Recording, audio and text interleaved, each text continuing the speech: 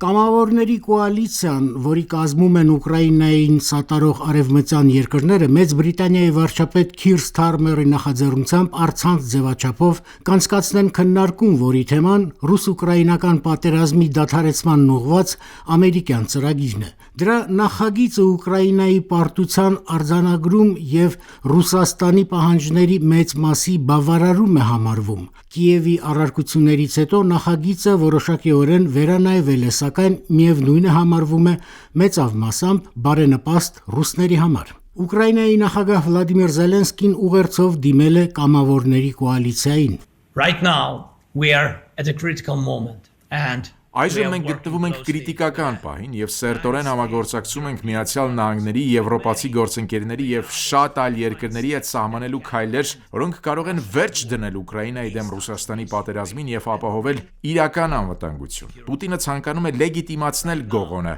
խախտելով տարածքային ամբողջականության եւ ինքնիշխանության սկզբունքը։ Եվ սա է հիմնական խնդիրը։ Դուք բոլորդ հասկանում եք, թե դա ինչ է նշանակում։ Նա այդ պահանջն ունի ոչ միայն Ուկրաինայի, այլև ամբողջ աշխարհի նկատմամբ, եւ դա շատ վտանգավոր է։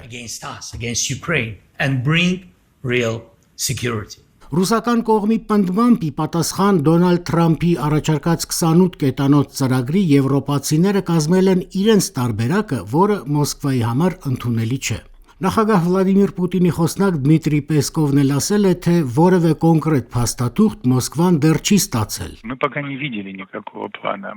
Մենք չենք տեսել ոչ մի ծրագիր, մենք կարդացել ենք տարբեր հայտարարություններ, որոնք հաջորդել են Ժնևի քննարկումներին։ Մենք գիտենք, որ տեքստը լրամշակվել է։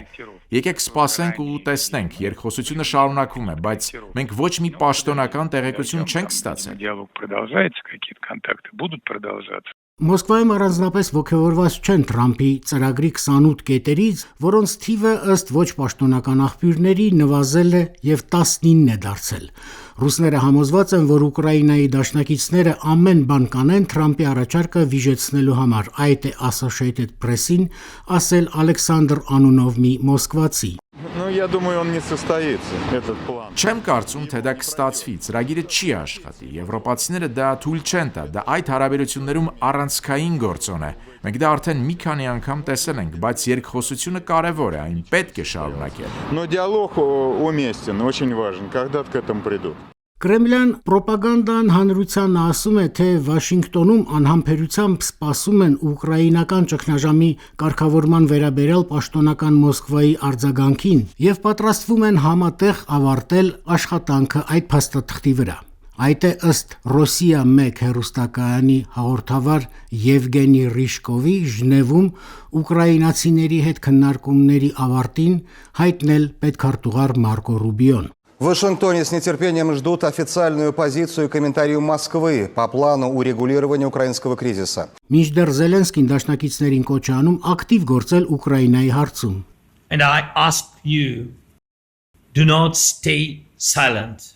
Do not be passive observers of history. Խնդրում եմ ձեզ, մի լռեք, մի եղեք պատմության пассив դիտորդներ, եղեք մասնակիցներ։ Կարևոր է աջակցել Ուկրաինային հիմա, եւ ես շնորհակալ եմ այդ աջակցության համար, եւ կարևոր է աջակցել այն սկզբունքներին, որոնց վրա կանգնած է Եվրոպան։ Սկզբունք, որ սահմանները չեն կարող փոխվել ուժով, որ ռազմական հանցագործները չպետք է խուսափեն արդարադատությունից եւ որ ագրեսորը պետք է ամբողջությամբ վճարի իր սկսած պատերազմի համար։ And that the aggressor must pay fully for the war he started. Թրամփի թեկուզ լրամշակված, բայց միևնույն է հիմնականում ռուսամետ ծրագրի քննարկումը զայրացնում է ուկրաինացիներին, նրանք այդ ծրագիրը խիստ անարդար են համարում, ասում են, որ նվաստացած են, որ արևմտյան աշխարհի լիդեր երկիրը կարող է հեշտությամբ մերվել ռուսների կատարած հանցագործությունների հետ։ Գիշերը Կիևը հերթական անգամ ենթարկվել է օդային հարվածների, կան զոհեր, ավերված շենքի բնակիչներից Լյուբովը հորետես է։ Չեմ հավատում խաղաղության ծրագրին, ոչ ոք ոչինչ չի անի, Պուտինը կանգ չի առնի, մինչև մեզ բոլորից չկոտորի։